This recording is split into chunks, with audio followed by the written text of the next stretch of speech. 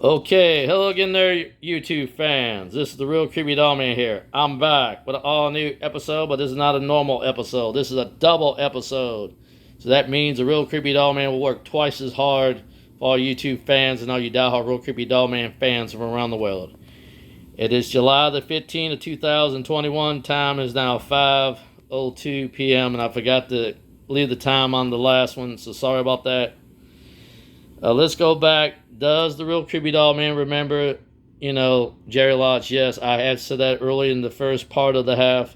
Let's go back to the issue that this man didn't get famous until after one episode appearing on American Pickers. This man was known worldwide, around the world. And actually, he bought all his stuff around the world, different places from all the continents, from Germany to Australia, to any place he can find antiques. He had connections back in the day. And after he got world famous, he told me, interesting, our paths didn't cross again until my, hours got cut back and also before my permanent layoff at Stiglitz.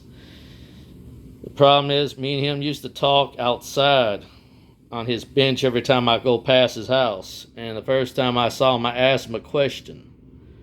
And I didn't know if he was actually going to give me that question or not. I asked him, did you date my aunt back in the day, my Aunt Mary? And he said yes, he confirmed it. And he said, I was the one that dated your Aunt Mary. And the sad part, he told me about the story about how he couldn't control her alcoholism. I remember when my aunt back in the day used to drink, and she drank quite a lot in alcohol. Whether it be Fall City beer or Milwaukee beer, she usually drank. And he told me an interesting fact. Before she died, she had sort of a paralysis of the liver that killed her. And he told me if he would have prevented her from drinking, she would still be alive to this day. So I guess he regretted, the fact that he couldn't control her drinking. He loved her and all. And maybe he might have one day wanted to marry her, but he couldn't control her habit of drinking and her ability of abuse, sort of an abuse that she had when she drank. So he decided to let her go.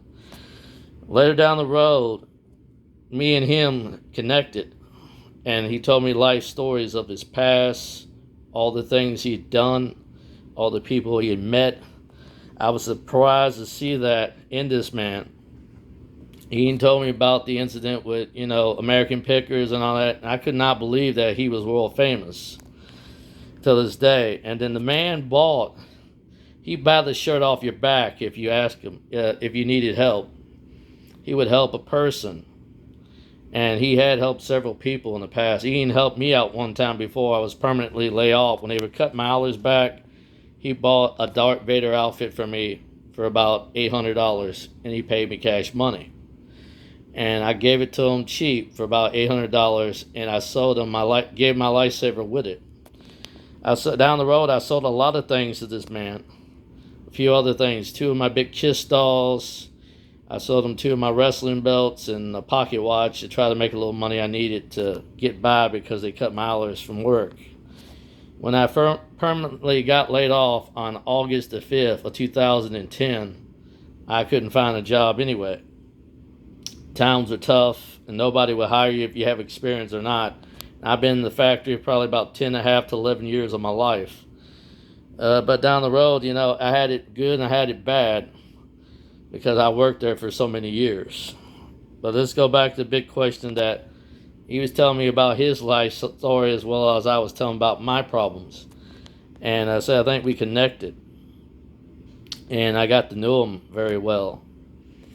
Later down the road, things were about ready to change for his future.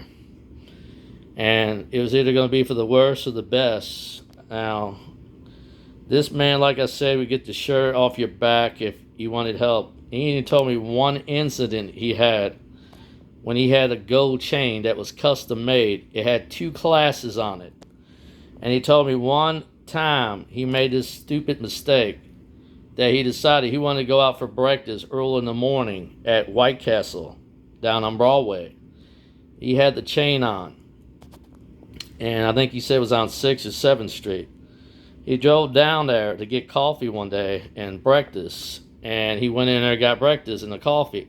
There's some people were admiring his gold chain, and I don't know who the person was that was interested in his gold chain, but somebody had spiked his drink with something to try to knock him out.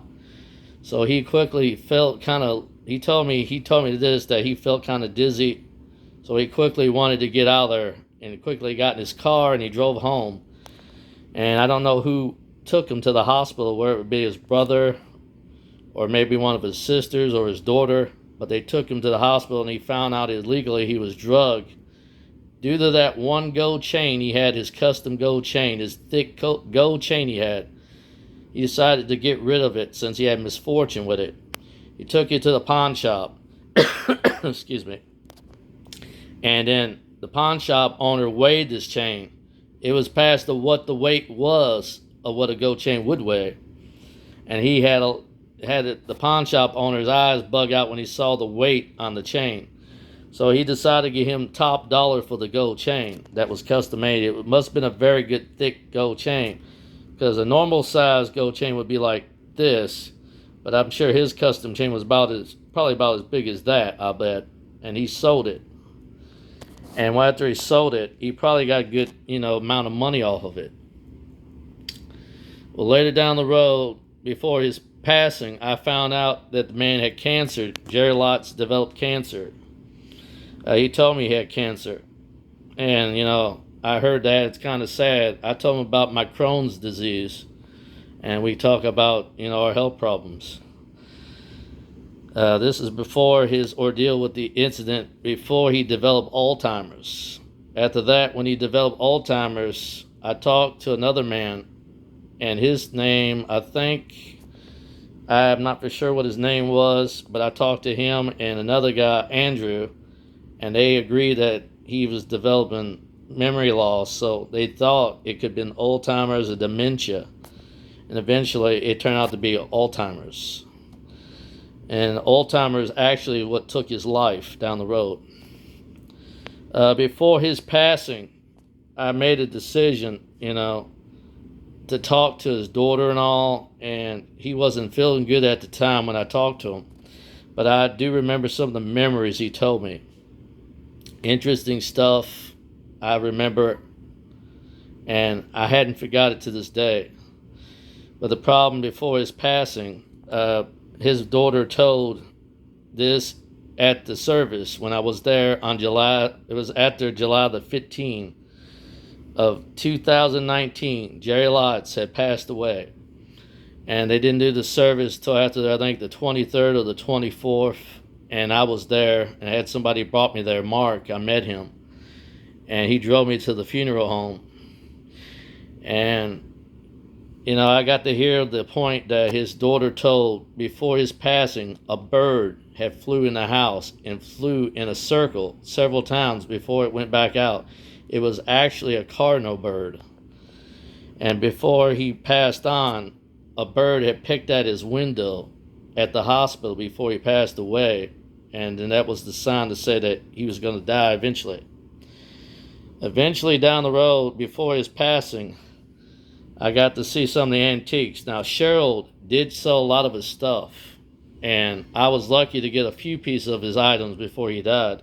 So anybody who owns Jerry Lotz's piece of history, he is a legendary man to this day. And I'm going to say this and all. He has passed on. We will all remember him the day after, he's dead and gone now. We will still have the memories, and the legend of this man will still live on through our memories. And the Real Creepy Doll Man will never forget. I'll take this to me to my own grave one day, remembering this. Now I say this to all the fans. Come back, because there will be a final second anniversary tribute to the late Jerry Lotz, who had passed away on July the 15th of 2019. I'm dedicating this episode to him. And I made a decision and vowed this to all the fans, despite whether all the dolls are built or not, the Real Creepy Doll Man's deciding to bring back all the original dolls, whether they're fully refixed or not, or if they're missing any limbs or not.